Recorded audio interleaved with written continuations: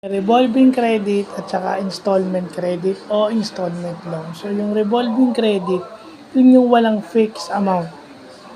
Walang fixed schedule. Kumbaga, yung revolving credit is kung ano lang yung kung ano yung ibibigay mo, walang fixed amount for as long na mabayaran mo yung utang mo. Ba, within 2 months, magbibigay ka ng amount, walang fixed na amount. Yun yung revolving credit.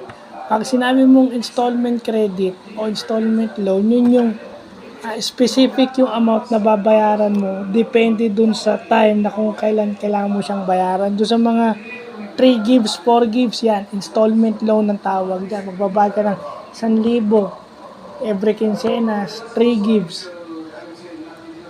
Yan, yun ang installment loan. So, yun yung importanteng natututunan natin, yung revolving credit at saka installment credit o installment loan.